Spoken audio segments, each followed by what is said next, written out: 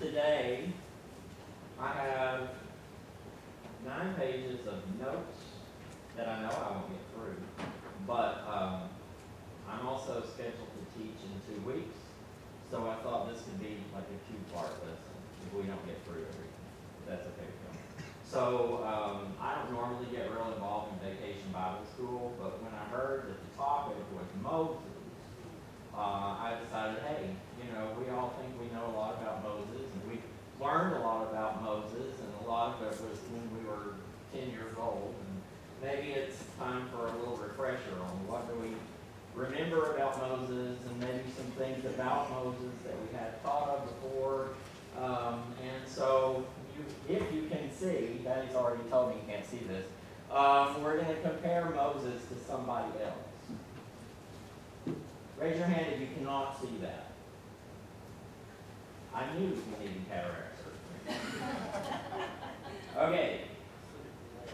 So I'm going to go through various aspects of the life of Moses, and then look for someone else that this sort of parallels.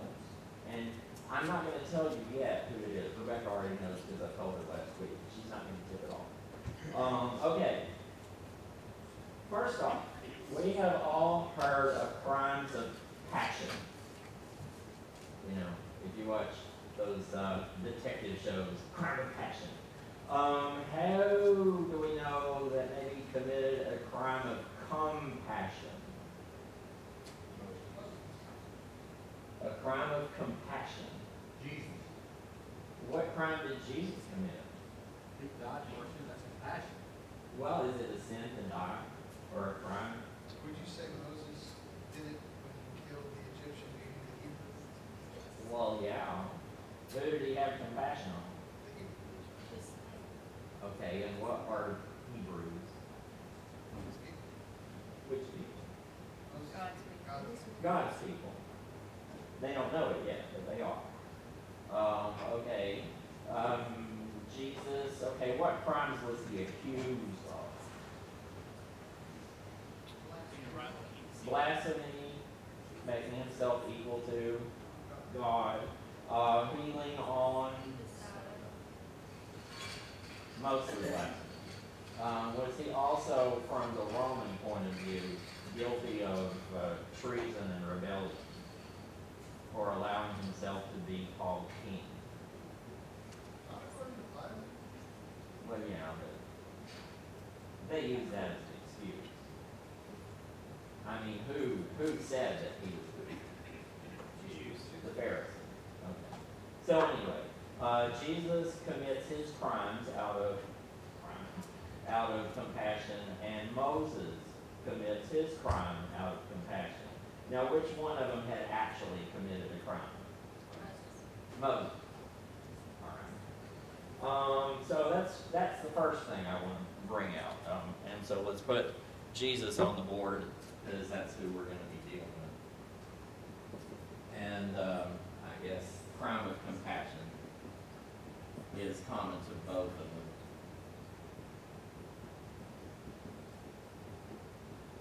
And I did not find that on the internet. That just occurred to me in my own head. Which is what I try to get my students to do when they're answering questions with whatever success we have. The birth of Moses, was it miraculous? No. Why do you say that? You mean from surviving? No, it was birth. Okay, it was just a regular kid. He had parents. Okay. What about Jesus? It was not natural. Was Moses' birth prophesied?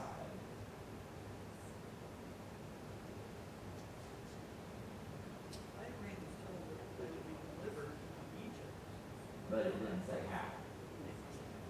It didn't specify the way it would happen. Okay, so maybe his existence is implied in the prophecy of Abraham, but it's not specific at all. Did God tell Moses' parents to save him?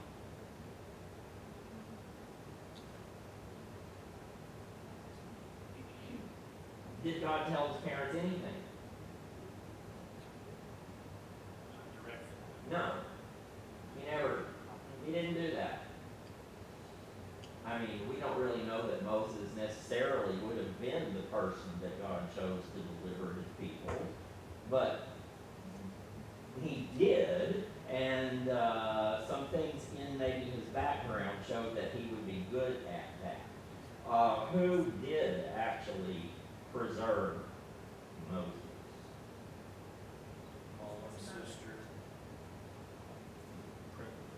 Pharaoh's daughter.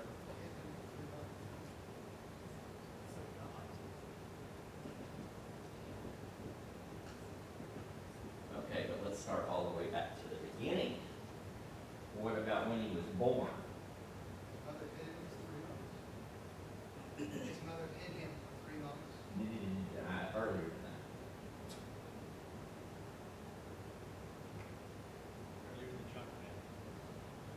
Earlier? Well, I mean, she's there. Y'all remember the midwives? What did the Hebrew midwives do when a boy was born? They were supposed to turn him into. They were supposed to kill him, But they but they didn't. Why not? feared God. They feared God more than Pharaoh. Pharaoh said, there's too many of these people. We'll just kill them. Don't kill the girls. We can use them. But the boys are just a nuisance. It's kind of like getting rid of your extra roosters. You can eat those. Not that they're going to eat the baby boys, but they're not going to keep them. They don't want them. They want the kids that are raised to be, starts with an S, slaves, not people who are independent and free inside. Okay, so we have a natural birth and preservation from being killed by the king. Does that resemble something else? What would have happened to Jesus if he had stayed in Nazareth? Why?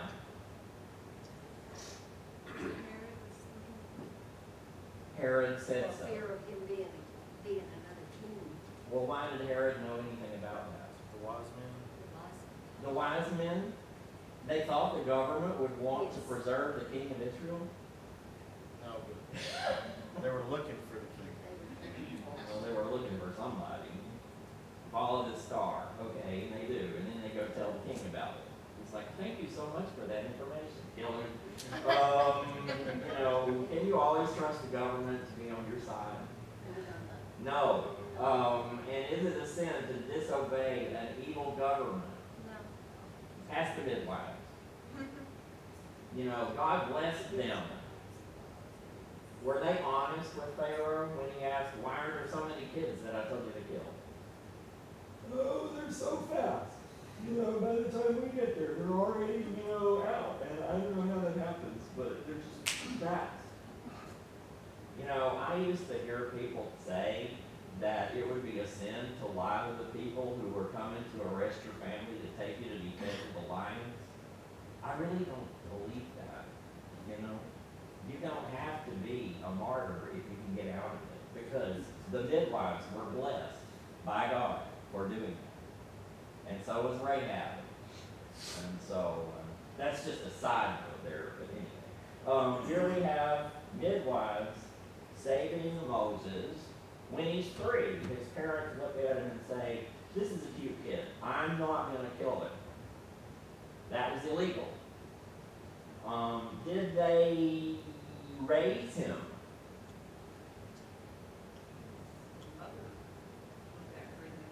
Yeah, but I mean after he was 3 months old, what did they do? Hid him with us. They put him in a basket and put him in the Nile. It's full of crocodiles. And why did they do that? What does Hebrews say is the reason they did that? Hey, do you believe that God can deliver your child? Do you? Probably not in the basket. You mean you wouldn't have stuck a mirror in a basket and just sent her down the river? God will provide a way for Amira to be okay. How much faith is that?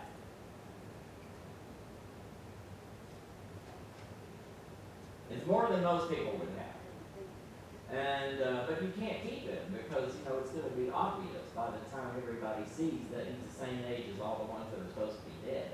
Then they'll kill him anyway. So this is your chance. Who kind of spied on him to make sure what happened? His sister.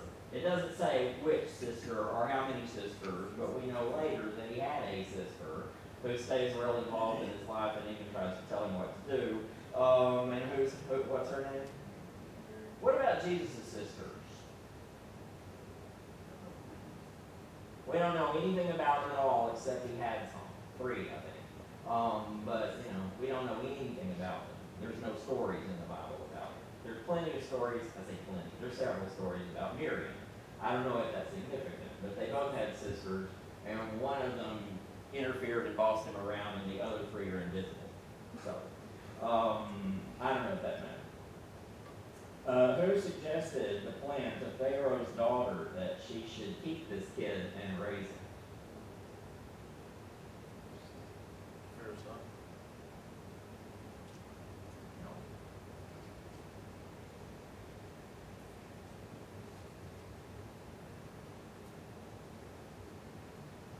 It was Miriam, if that was Miriam. I mean, Pharaoh's daughter is just look at him and say, oh, this is one of the Hebrew children. Hey, I know somebody who could raise him for you. You want me to go get her? That's resourceful. That was Miriam. Who was the sole applicant for the job of raising Moses for her? His mother. Do you think that Pharaoh's daughter knew that was his mother? I don't know if she did or not. It doesn't say anything about it. What was the name of Pharaoh's daughter? We don't know. In Exodus, when it tells this story, does it even tell the names of Moses' parents? No. Does it tell the name of his sister? No. If the Bible doesn't tell you, then at the time it must not matter very much. We know that they were humans and that they had faith and that they're doing this because they are more afraid of what is right, according to the side of God, than what the Pharaoh says. Now, do you think that the Pharaoh's daughter knew that keeping a Hebrew child was an act of disobedience to the laws of Egypt? I mean, she's Pharaoh's daughter, and he's the one who said kill her. Yeah, she knew, but I think she's the only one. You think she just showed up and she didn't tell anybody where he I came don't from? think she told me. Who do you think they thought his father was? I don't know what they were told. Yeah, they knew her. They knew the princess. And they knew she wasn't pregnant. So where did this kid come from? Well, I mean, she explains that in his name, doesn't she? What is his name? She named him. What'd she name him? And what does that mean? I drew him out of the water. Okay. And she did, didn't she? She's not lying. If Jamie shows up with a new baby next Sunday, and we're all like, you really didn't show for 9 months. We didn't have a shower. Oh, well, I found him in the river. Sam, you gonna believe that? Oh, well, a diplomat. Obviously, if she said so and she wasn't pregnant, then that, it's a crazy story, but it must be true. Do princesses of Egypt get to just bring home random people and raise them as part of the royal family? Apparently. And so that's what she did. And he was raised as her son. to whatever degree that means. I mean, I don't know if women could inherit the throne in Egypt. I guess they could, Cleopatra did. But Moses was probably not in the line of succession. I doubt that he was ever really considered part of the royal family. But was he raised as a prince? Like a prince? The same way. Yes.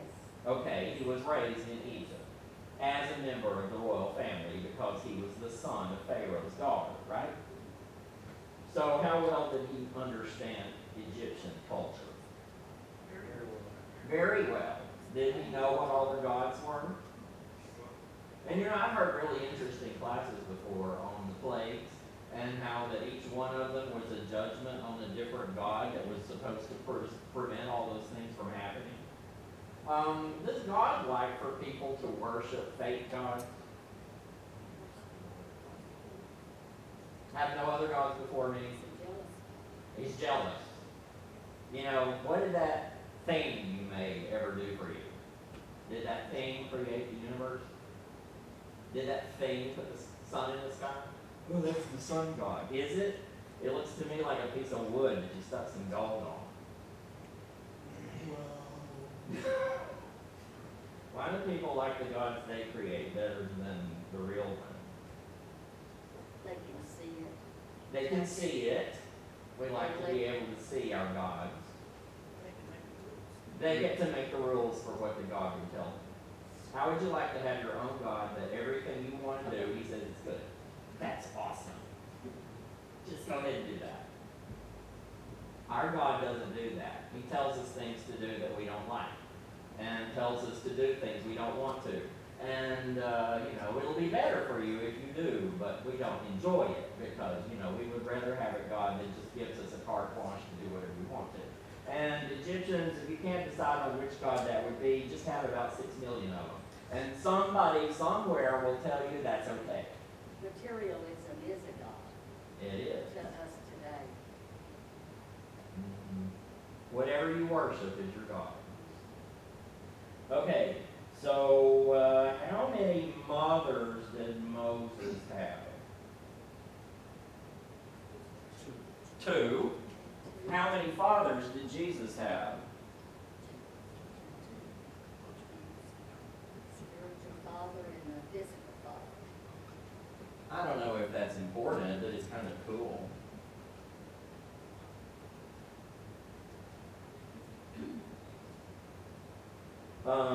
Childhood. Okay. Moses is raised as a prince of Egypt, but actually was the child of Hebrew slaves.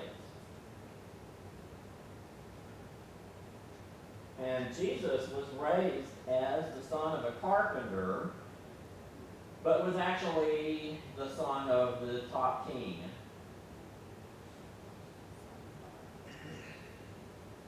That's backwards. There's a lot of symmetry in the Bible. Things that are a pattern, but they're not the same.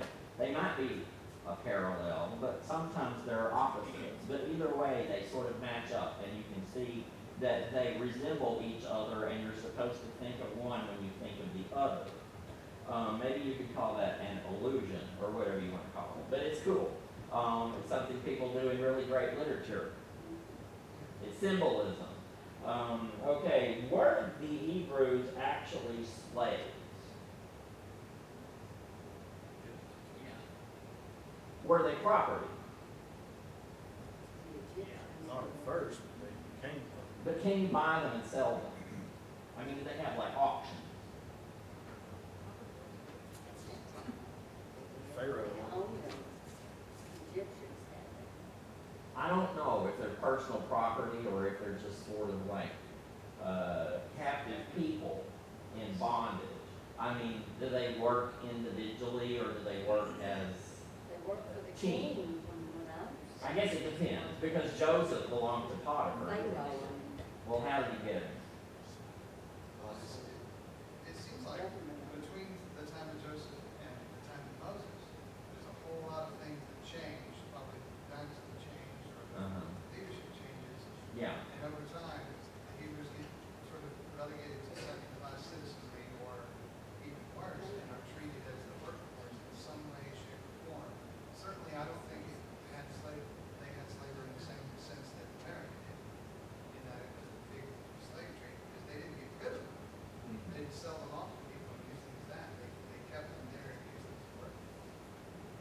Are they free?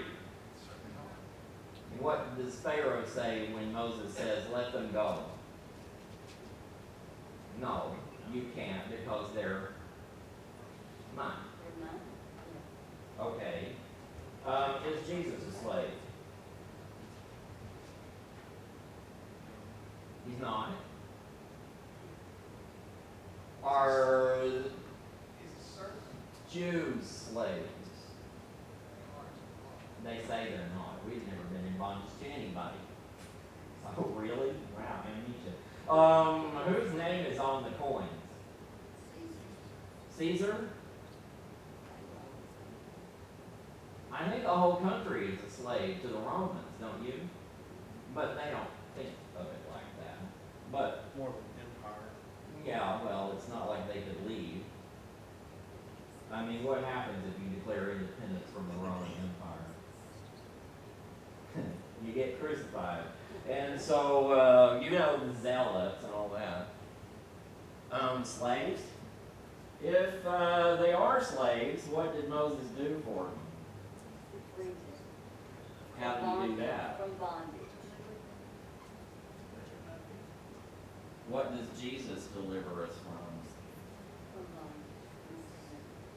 bondage. Okay, so one is a physical freeing and one is a spiritual freeing. Have we ever been told before that Moses and the law he gave is physical? Yeah. I mean, the sacrifices are physical. Yes. The ceremonies are physical. The rituals and the holidays and all of that are physical. The country is physical. The land is physical. The people become children of God in a physical way. By being what? Born and circumcised. How are Christians turned into a people of God? Through obedience, through baptism, through the circumcision of the heart. And they're delivered from bondage to sin. Okay, did the law that Moses gave free you from sin? No. It reminded you of sin, but it didn't free you from sin. And Jesus provides a way to be forgiven rather than just reminded. So in every sense, Jesus is different. Is it a voluntary thing to be born? It's not. Raise your hand if you volunteered to be born. Did you get to pick what you're going to look like? What country you'll be in? How tall or short you'll be? I guarantee you, if there had been any kind of like a checklist of what do you want, I would not have a 23-inch inseam. I have limbs like a Czech Shetland pony, and I don't like it. I've never been able to buy a pair of pants in my life that didn't have to be cut off, and I would rather be tall and big. I don't like being short. Nobody asked me. I do like some other things about myself, but not that. And I don't think that any of the Jews got to pick whether they were born or not either. They just are. And you pop out and find out, oh, I'm a child of God, and I have to do all this stuff. Why don't they have to do it? Because they're going to hell. They're not children of God, or whatever's going to happen to them. But we don't care about that. We only care about ourselves. Is that how the church is? You hope not. I hope not too. Isn't it supposed to be open to anybody? Sinners. All races, and I mean, how many different nationalities were at Pentecost? And what did Jesus say as he was ascending? Go ye into all the world. Whoever believes in his God. Whoever. You mean anybody can believe? Don't ask the Calvinist that. Anybody can believe. Okay, then it's open. Was that open? No. You can't want to be a Jew. Would they let you be a Jew? Yes. They do allow proselytes, and they can become Jewish by adoption if they conform to the law. But we're not going to take you on your own terms. However, are there things in the law of Moses about how you should treat strangers? Yes, all the time. I've been reading Exodus. I read Leviticus. I hate that book, but I read it. I just get really tired of reading all of those sacrifice directions. But anyway, yeah, all of those books, they tell you, be good to the strangers because you were what in Egypt? A stranger. And, if we're supposed to do unto others as we would have them do unto you, that's in the New Testament. But was it really in the Old Testament too? I mean, what are all these laws about gleaning for? Don't go the second time into your field because everything that's still there after you do your first harvest belongs to the widows, the orphans, and the strangers. And all through the law of Moses, it tells them to be good to the people who aren't them. Except, of course, if those people are in the promised land because they've been judged and you're not supposed to consort with them or leave them there because they will corrupt you. But that's a different story. Okay. Let me go back to my notes here. What happened to Moses' father?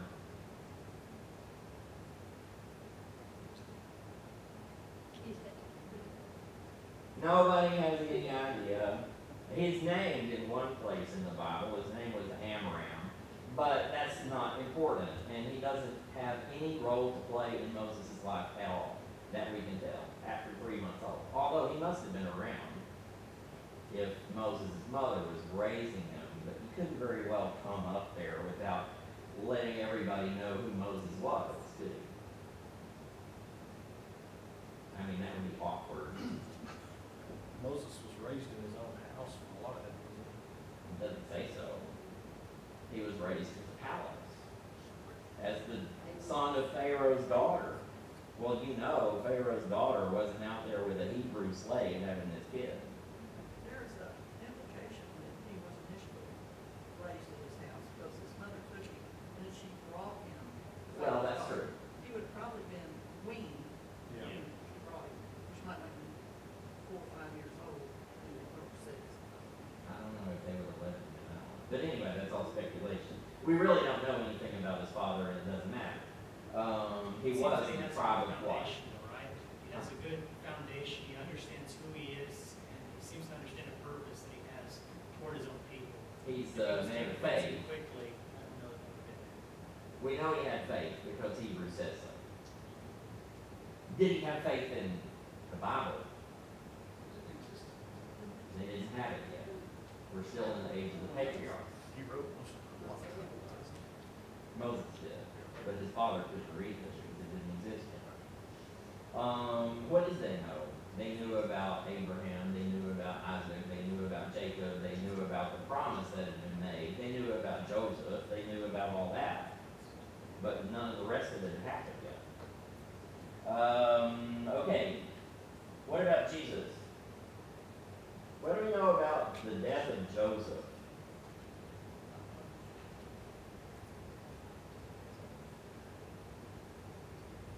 Nothing. Was he 12 when they went to the temple and he got lost? They went everywhere looking for him, and his mother said, "Why have you treated us like this? We've been looking everywhere for you." And what did he tell them? Did you know I had to be about my father's business? Yeah, well, we got 3 bookcases that are supposed to be built by next week, and you ain't here. I mean, he is a carpenter, right? Apparently by 12, Jesus knew who he was. I don't think he knew that when he was in the manger, although I don't really know what babies know. But, at some point, he realized and knew who he was. Do you think that Moses really knew the difference? Or when did he know that being who he really was would be different from being who they said he was, or thought of him, or raised him to be? Is it different to be a prince of Egypt than to be a Hebrew? Much more appealing to be a prince. You'd rather be a prince than building a pyramid? Why did he do that? His mother taught him about God and about his people. She must have. He knew it from somehow. His mother was a priest. And his sister seems like she was right there in the big middle of it. Who else was in the family that we hear about later? His brother Aaron. I always liked brother Aaron. It's cool. Do you have a golden calf? I had a feeling you did. I don't know when he moved, but in Acts chapter 7, verse 25, after he had killed the Egyptian, it said, and he supposed that his brethren, the Jews, understood that God was granting them deliverance through him. He knew he was supposed, at some point, even before he fled Egypt, he was supposed to deliver. Now that's interesting because later on in the bush, he acts like he never thought of such a thing. Who am I? Like the actual ideal person. What do you mean? I mean, you know everything about this place. You were raised at the palace. You know everything about their culture and who's who and what's what. I mean, which of the Hebrews besides you knows any of this? It's not just the knowledge he had, it's the familial relationships he had. He wouldn't have been able to present in front of Pharaoh if he didn't have some sort of connection. Well, you know, I just can't help but think it's Yul Brynner, but you know it wasn't. I mean, it's not the same Pharaoh, but it's bound to be a member of the family. They don't really like each other much, do they? It says in Acts 7:23 that Moses was 40 years old. When he was grown, he went out unto his brethren and looked on their burdens. 40. What has he been doing all this time?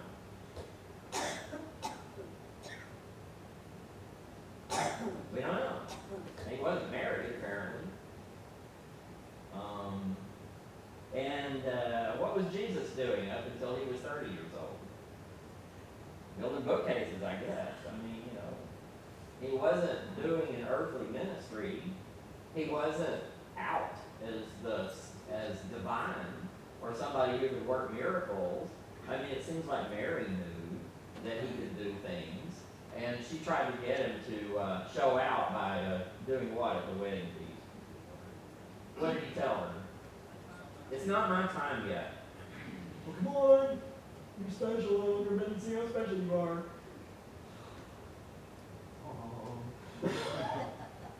Oh, I loved my mother, but she was always talking about me to people who didn't care one flip about knowing anything about it. And I would be like,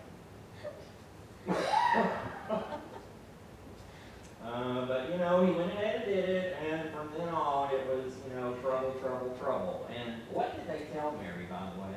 That lesson I did on Mary that time was the most important thing I ever studied. What did they tell her when it was prophesied what Jesus would do? A sword will pierce your soul. Did she realize that when she asked him to turn the water into wine? I bet she knew it later. But that was his destiny. And whatever it was that Moses thought he wanted in life, what changed when he went out when he was 40 years old?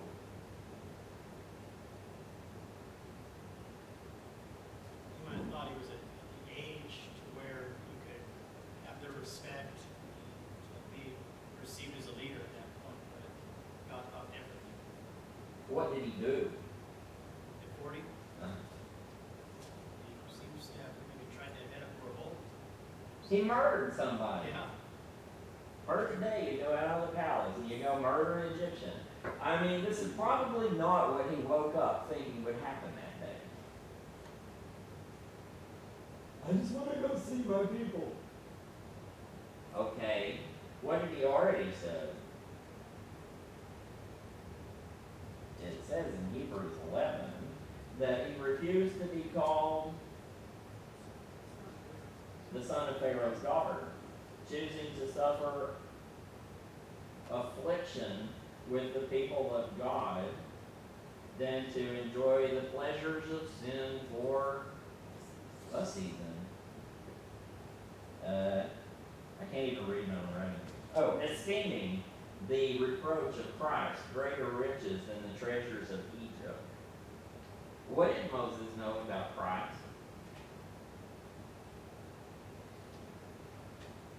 Not how much directly in all the nations were blessed. Right.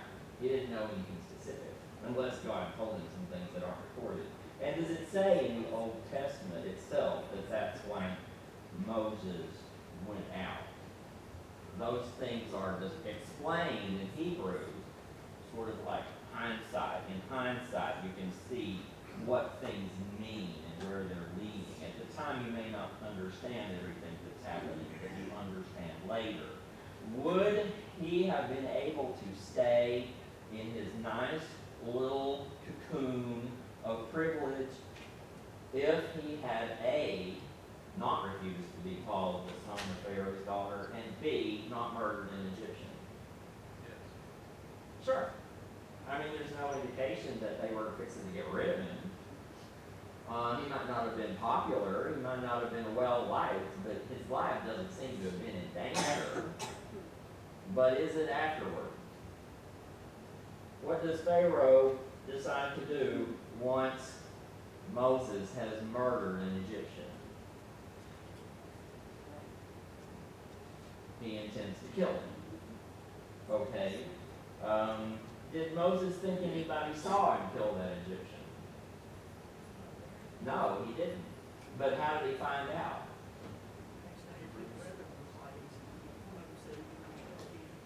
Like, you killed the Egyptian. He hid him in the sand.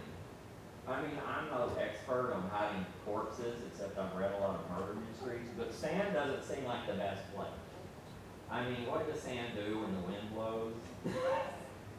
Oh, it's good here. I know. That prince was down here and he killed him. You mean the fake prince? Well, why did he kill the Egyptian? Who was the Egyptian beating? A Hebrew. What did he see the next day? Hebrews fighting, and one of them is beating the other one. Would he have killed the Hebrew? He asked them why they were fighting.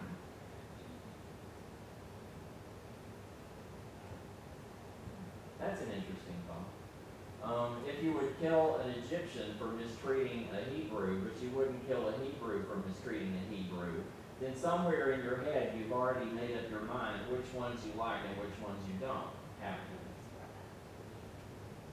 And it wasn't really premeditated, but he did it. I guess the Egyptians picked up on that and realized that we have a Trojan horse here in the palace. Is this guy, I mean, if you could make this political, would the Hebrews possibly rise up to support someone who identified with them and had the privilege and connections to freedom? I mean, at least it's something you could think about, because the Egyptians know that they're keeping people in bondage, and if there's someone there to free them, then that would be an enemy of the state, right? And what does Moses come back to do 40 years later? Free them. Where did he go? Oh, and this was hilarious to me. What actually did that snarky little Hebrew say that was beating his friend?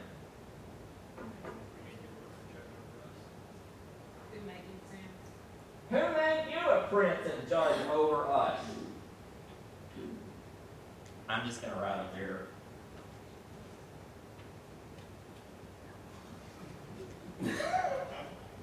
Who did? What did Moses become? Their leader, their prince, their judge, the guy who made him? You know, that's a sarcastic question, but you know, what's the answer? God did. This is what you tell all 2-year-olds when they want to know where everything came from. How did the sun get in the sky? God did it. Don't tell me anything about physics. Just say God did it. Why is the sky blue? God did it. No, he did. He did. God made Moses those things. So don't be smart with me. Okay. I have till 15 after, right? I think 3 minutes. Okay. So it was the murder of the Egyptian and the anger of Pharaoh that chased Moses into the wilderness. What did Jesus do when he was 2 years old?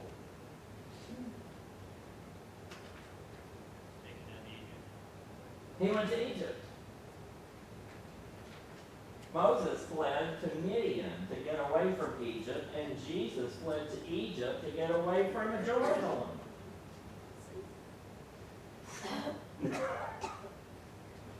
Which one of them was a prince?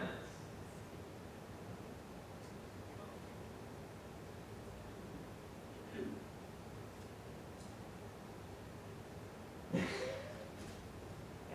leave that with you. Which one of them was a shepherd? What kind of shepherd was Moses? Did they train the priests of Egypt, the princes of Egypt on how to raise sheep? He was spiritual. What did he do in Midian? How did he get introduced to this family that he married into? What did he do for him? Water. One, you had 7 shepherdesses with no brother, and you have a bunch of shepherds. Which one gets the water first? Why don't the shepherdesses get it? Don't we do ladies first? Not then. Get out of here. This is my water. When my sheep are through drinking, then maybe there'll be some left for yours. What does Moses do? He sort of intervenes, and the other shepherds kind of exit. And Daddy, Jethro, is like, why are you here so early today? Well, we didn't have to be at the shepherds this time. Why not? Because this Egyptian did it for us. And you just left him there. You need to bring him to the house so he can, thank you. Here is my daughter. You can have her. Why don't you stay here for 40 years and tend my sheep? That sounds almost like Jacob, doesn't it? But anyway, was once again Moses committing a crime of compassion? I mean, I suppose it's not considered good taste to go and beat up shepherds in a foreign country as soon as you get there. But is it compassion? I mean, after all, he could have just said, idiots. Of course men get the water first. But he doesn't, does he? Who does he have compassion on? The girls. And then everything. What family would he have had if that hadn't happened? Was he big buddies with people in Midian? He didn't know anybody. But now, he's the priest's son-in-law. And he's got a guaranteed job for the next 40 years taking care of sheep. I don't think Egyptians even liked sheep. Didn't they consider them unclean? They put the Israelites off in Goshen because they don't like to be around livestock. And so here's the prince of Egypt raising sheep. He did that till he was 80. Okay, we'll pick up there in 2 weeks and see what else we can see about Moses